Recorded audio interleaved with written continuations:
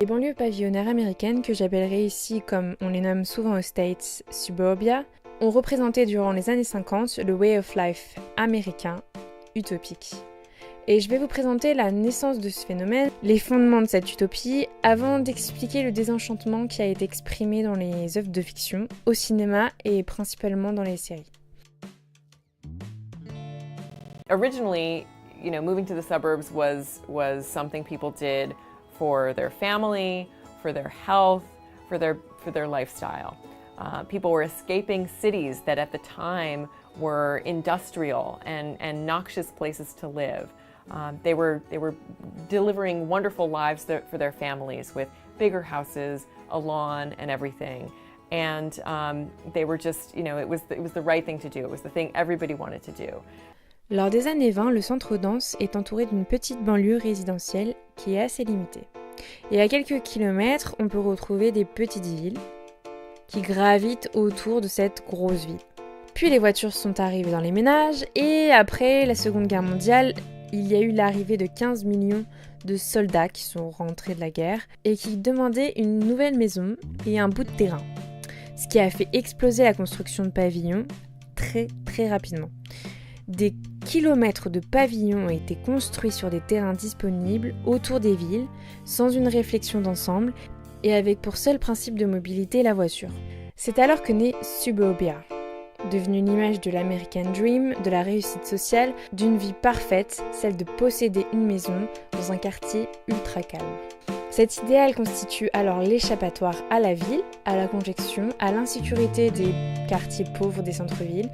Et ce sont aussi des enclaves qui sont confortables, des enclaves d'entre-soi pour les classes moyennes blanches américaines.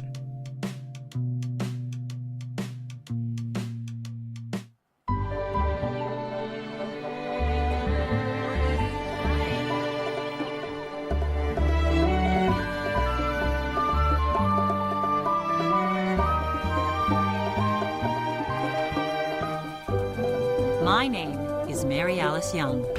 When you read this morning's paper, you may come across an article about the unusual day I had last week. Normally, there's never anything newsworthy about my life, but that all changed last Thursday. Of course, everything seemed quite normal at first.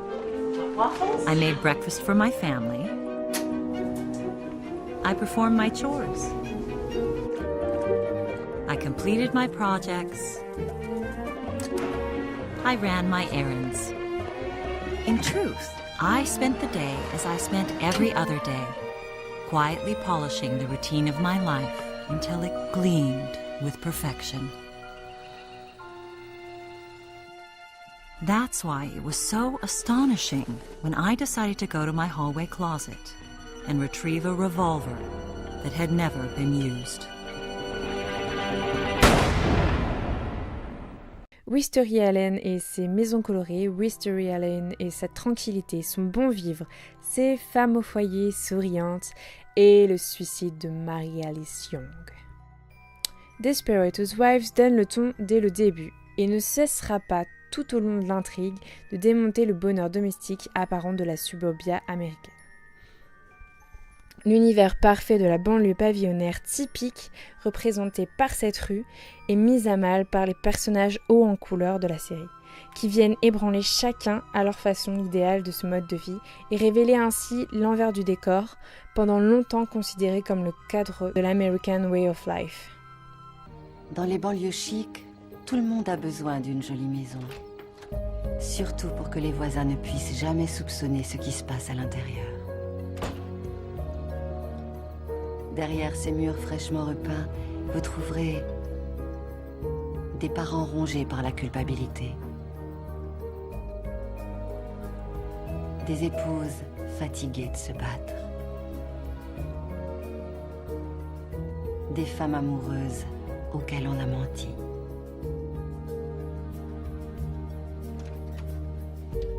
Oui, dans les banlieues chics, tout le monde a besoin d'une jolie maison. Ce désenchantement envers la suburbia devient un thème assez courant au cours des années 2000. La suburbia, c'est aussi la naissance d'un modèle urbain standardisé, qui est la conséquence d'une urbanisation rapide et du développement des maisons sur catalogue. Les banlieues pavillonnaires deviennent alors le symbole de la conformité à outrance. Comme par exemple le cas de Levitz, un promoteur immobilier qui a participé à l'industrialisation de la construction des maisons individuelles, notamment avec Levittown, près de Long Island, près de New York, qui a été construite en 1947 et qui compte plus de, attention, 17 000 pavillons. Ouais, rien que ça. Et c'est beau, hein, c'est absolument pas du tout monotone.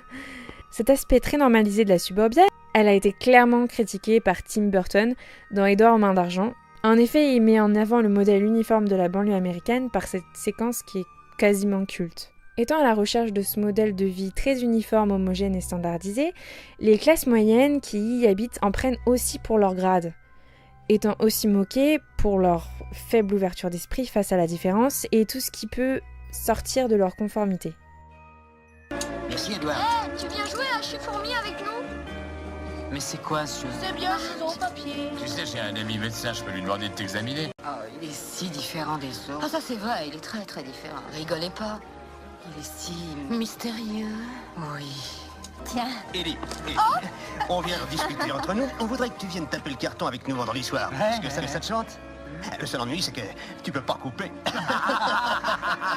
De la même manière, le générique de la série The Weed, je vous fais pas un dessin sur quoi ça parle, pointe du doigt le mode de vie uniforme des habitants des suburbs.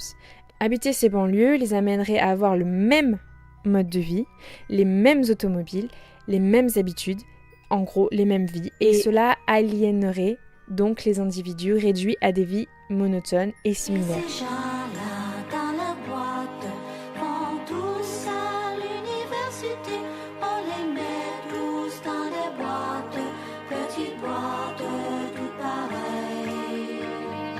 Cette conformité engendre donc une aliénation d'individus et fait de la suburb une sorte de prison dorée, notamment avec leurs femmes au foyer. Le confort fantasmé du pavillon enferme en fait la femme dans son rôle domestique, l'isolant de la ville et du monde des hommes. En effet, les suburbs sont structurés de telle façon à être dépendants de la voiture et éloignés des centres-villes, de leur activité et de leur emploi. Dans Mad Men, Betty Draper est isolée du monde. Elle est prisonnière de la suburbs des années 60 qui incarne l'assujettissement féminin de façon emblématique. Autre que l'oppression liée au genre, il y a également la promiscuité résidentielle qui permet d'espionner son voisinage, faisant de la suburbia un lieu constamment susceptible d'être surveillé et l'endroit favorisant les commérages. Ainsi, toute originalité personnelle peut être jugée. De nombreuses fois illustrée dans Desperate Housewives, cette oppression sur l'intimité et la vie quotidienne exercée par le voisinage est un travers de cette banlieue idéalisée. Les voisins considérés comme une sécurité, un cadre bienveillant, participant à l'idée de communauté, peut s'avérer être un enfer et une véritable police intrusive, traquant les comportements déviants, mettant à mal les normes. Hello, Carol.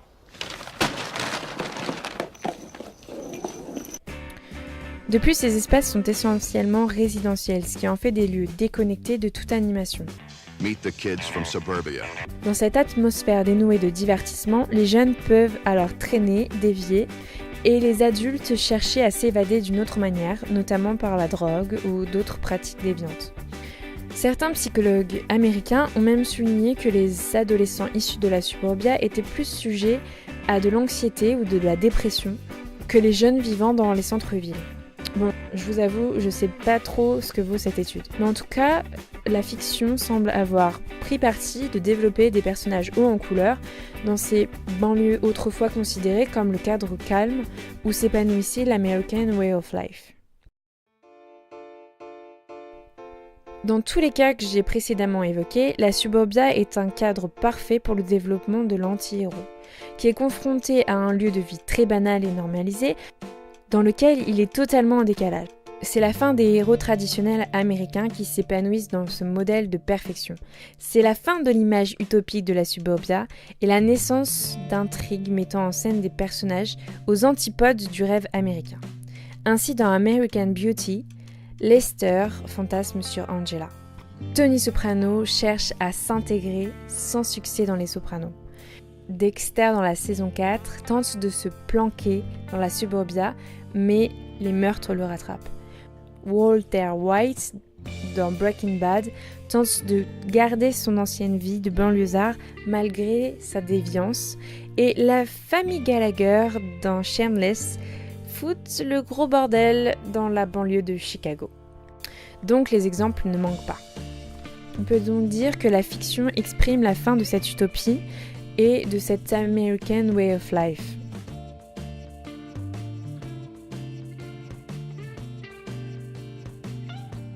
For the first time in more than 90 years, the rate of population growth in the cities had outpaced that of our suburbs. Les classes moyennes ont fui le modèle de vie des banlieues pour aller vivre en ville et la structure démographique a changé. Ainsi, les familles aisées ont été remplacées par des populations plus précaires, notamment issues de l'immigration, et aussi de plus en plus vieillissantes. En effet, la suburbia n'attire plus les familles. For children, that's still a big reason why people move to the suburbs. But 3.5 million people are commuting more than 90 minutes one way each day. The commutes are really hard on the wallet as well with the price of gas. There are many people in this country who spend more each month on their transportation costs than their housing costs. Things like the demographic changes in our country that has our birth rate going down, our marriage rate going down. The suburbs are actually graying. Statistically speaking, there are more baby boomers and senior citizen households in the suburbs today than families with young children. And that's just that's just mind-blowing from what the suburbs were created for. It's also demographic in terms of millennials and the younger generation and what they want, what the kids want today. What they want is action and access to stuff. They want to be able to walk to a place to hang out with their friends. They don't want to be in their cars, and that's also driving a huge part of this. Il y a 1 an et demi, Justine a fait le grand saut. Avec son mari, elle a quitté sa banlieue confortable pour s'installer en plein centre de Washington, dans le quartier du Capitole. C'est ici qu'elle a décidé d'élever son enfant Julian, et elle compte bien profiter dans les années à venir de toutes les activités à sa disposition. Nous aimions venir en ville pour sortir, dîner ou aller voir des spectacles, des musées. On avait l'impression d'être loin de toutes ces choses que nous aimions faire, ces activités que nous voulions possibles, tout en élevant notre enfant. Certes, sa maison de ville est loin d'être aussi spacieuse que son ancien pavillon de banlieue, mais Justine a fait le choix de vivre près des transports en commun, une idée inimaginable pour la génération de ses parents. C'est une culture qui tournait beaucoup autour des voitures. Les gens les utilisaient pour vaquer à leurs occupations, puis ils retrouvaient leur famille, et puis c'était tout. Il y avait peu d'interaction. C'est donc cet effet boule de neige qui a transformé la suburbia et qui risque d'en faire un prochain ghetto où se concentrent les poches de pauvreté. C'est un espace isolé qui concentre désormais les difficultés. I feel like if I was to currently not be in this program, I would only work for rent. I wouldn't work for a life. I would work for the bill only, juggling. Many consider poverty to be an urban or rural phenomenon. But America's suburbs are now home to its biggest and fastest growing poor population. Between 2000 and 2010, the number of people living below the federal poverty line in the suburbs grew by 53%, compared with just 23% in cities. There was a much greater differential than we'd seen in prior decades, and I think reflected the fact that suburbs were suffering not just alongside cities, but in some cases even more than cities because of the character of the recession, because of the way suburbs are changing demographically, and just because of the way that suburbs are aging too. As cities grow safer and richer, they've become more expensive, pricing out the urban poor. Then there are the newly poor, middle-class families in middle-class communities who've been affected by the mortgage bubble and the recessions that bracketed the last decade. The suburbs also attract immigrants. Today, 51% of immigrants live in the suburbs, compared with just 33% in cities. Mais cette fragilité a aussi poussé les villes à s'intéresser de nouveau à ces banlieues afin de réinventer leur modèle et mieux les intégrer. The most interesting things that's happening is that our suburbs are being reinvented to become more satisfying places to live. So developers and planners and home builders are hard at work trying to kind of re-engineer community back into our suburbs. Différentes solutions apparaissent alors pour éviter que la suburbia ne devienne un ghetto. Densifier, diversifier, créer des centres et surtout ne plus être dépendant de la voiture. Trend is this. How many suburban areas did you identify who are developing urban-like areas? So on a large scale, it's relatively limited so far, or nascent maybe. Mm-hmm. So you have a lot of, on a small scale, a lot of former malls, dead malls, are trying to just develop apartments with retail below, and they call it urban. Right. That's where it's starting to spread. And then on a large scale, you have places like Tyson's Corner in Virginia, New Rochelle in New York, that are really going big and trying to make a giant sort of downtown in what was more of a sprawling mix. And that would include what, condos, office buildings, right. Restaurants? So all of the above, the idea is density, Right. so, and a mix of uses. Nous avons intensifié le développement dans cette zone, tout en créant un centre pour les quartiers avoisinants. Les habitants avaient l'habitude de dire qu'il manquait une rue principale dans le voisinage. Et ces mêmes personnes vont maintenant pouvoir en bénéficier. Mais cela va avec l'idée de diversifier les fonctions, d'apporter des activités et des emplois dans le tissu résidentiel. Et une multipolarité et aussi de rapprocher la ville de ses espaces monofonctionnels et d'éviter les déplacements vers le centre. Il faut attirer les jeunes, ceux qui finissent le lycée dans le quartier et qui veulent trouver du travail et s'installer ici. Ce qui joue beaucoup, c'est si oui ou non les quartiers sont réputés comme étant cool, s'il y a des bars sympas et pas trop loin de chez eux, ou une brasserie, un restaurant, ce genre d'endroit. L'enjeu est de changer la suburbia afin qu'elle soit indépendante de la voiture. Or, comme on l'a vu, sa trame urbaine empêche aujourd'hui cette logique. I think it's important to break it all down, to say, okay, how can we distinguish between these two types of places, one being the traditional neighborhood and the other being suburban sprawl, is simply that sprawl was a whole new model, invented, not inherited, not something that developed naturally in response to man's needs, but something that was invented after the advent of mass automotive use. This tremendous new tool of this automobile, and we were going to celebrate it and design our world around it. And in so doing, we kind of inadvertently created this landscape where A, it's not efficient or in any way pleasant to get around any other way except driving. And B, it's been incredibly expensive, incredibly, doesn't pay for itself in terms of the infrastructure you have to lay at this low density, autocentric way to support it. And then it's actually very bad for our economy and our health. And that we are, spending a tremendous amount of time and a tremendous amount of money getting around in vehicles when actually, before we were dependent on these cars, we were dedicating a lot less of our time, of our money, and our health to moving around. Le but est de créer une frange urbaine mixte, possédant une densité plus élevée et possédant une diversité de logements autre que la maison individuelle, mais qui restera adaptée aux familles, comme par exemple des duplex, des triplex, des bungalows, etc. En fait, ce développement des franges mixtes, qui existent dans la plupart des villes en Europe, et que les Américains appellent middle developments, ne s'est pas fait dans les villes américaines, et les urbanistes cherchent à pallier ce manque, qui permettra de diversifier la suburbia et de la rendre plus attractive et indépendante de la voiture. Ainsi, les urbanistes cherchent à transformer cet espace en transition afin que l'utopie d'hier retrouve un intérêt dans une logique de durabilité. Je reparlerai des banlieues pavillonnaires et de leurs différentes limites, notamment en termes de durabilité, dans plusieurs épisodes dans lesquels je présenterai le concept de la ville durable, en prenant ce coup-ci le cas français. J'espère que cette vidéo t'a plu, que tu as appris des choses et que ta vision de la suburbia s'est enrichie. Si c'est le cas, n'oublie pas de me soutenir et si c'est déjà le cas, merci, vraiment merci. Ça me motivera à continuer. Allez, je te laisse. À bientôt pour un nouvel épisode.